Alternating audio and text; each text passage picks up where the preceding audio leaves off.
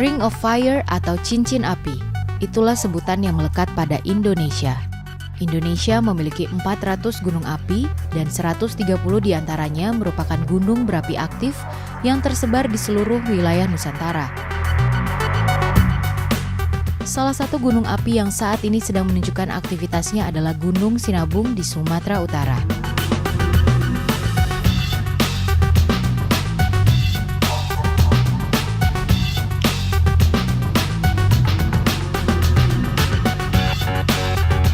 Sinabung adalah gunung tertinggi di Sumatera Utara dengan ketinggian 2.460 meter di atas permukaan laut. Dulunya, Gunung Sinabung ini termasuk dalam gunung api tipe B yang berarti belum pernah meletus sejak tahun 1600.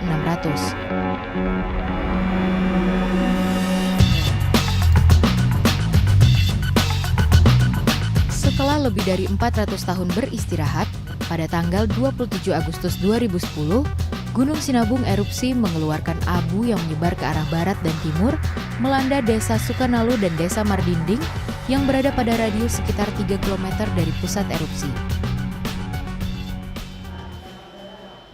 Setelah erupsi di tahun 2010 ini, Pusat Vulkanologi, Mitigasi, dan Bencana Geologi Kementerian ESDM menetapkan Gunung Sinabung menjadi tipe A atau gunung api aktif. Untuk kubah lava di atas, namun pertumbuhannya untuk Merapi dia lebih cepat.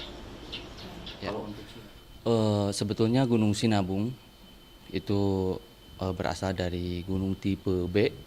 Setelah letusan 2010 itu dinaikkan menjadi gunung tipe A.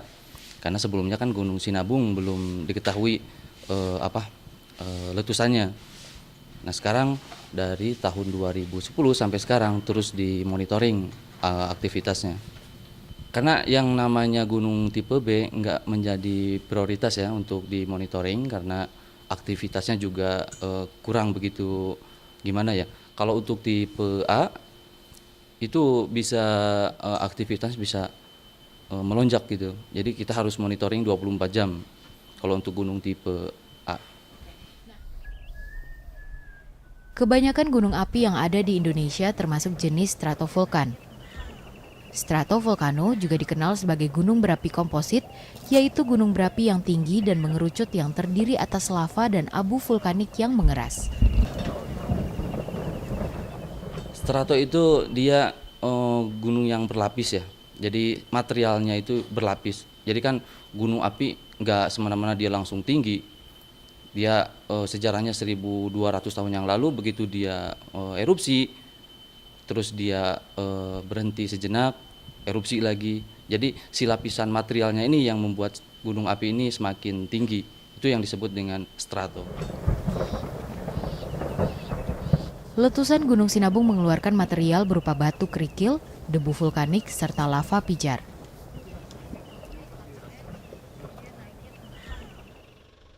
Selain itu, yang menjadi keunikan Sinabung adalah terjadinya letusan hidrovolcano yang menyemburkan material lumpur yang sampai ke beberapa desa di kaki Gunung Sinabung. Sebetulnya untuk gunung api sama ya. Cuman keunikannya untuk Sinabung, dia yang pertama itu letusannya freatik, sekarang menjadi freatomagmatik. Karena sekarang kan punya kubah lava. Kalau misalkan malam itu kelihatan yang disebut dengan guguran lava pijar.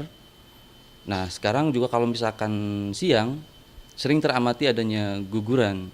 Terus digugurkan di mana ada suplai magma baru dia langsung digugurkan.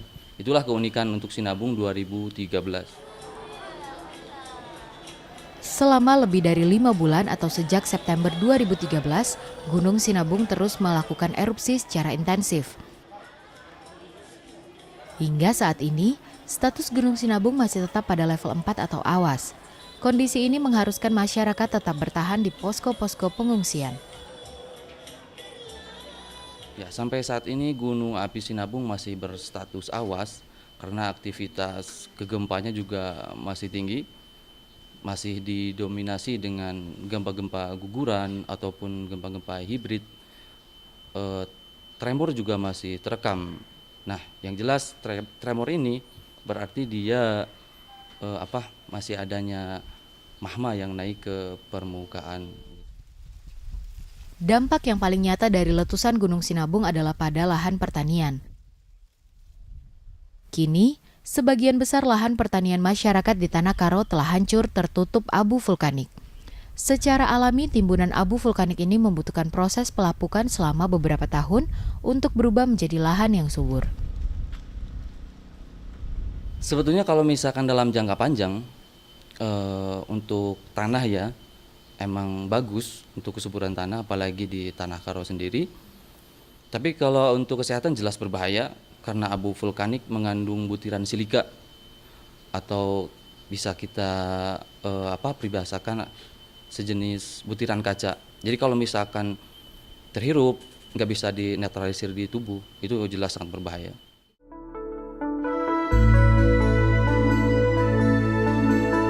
Indonesia adalah negeri yang kaya akan alamnya.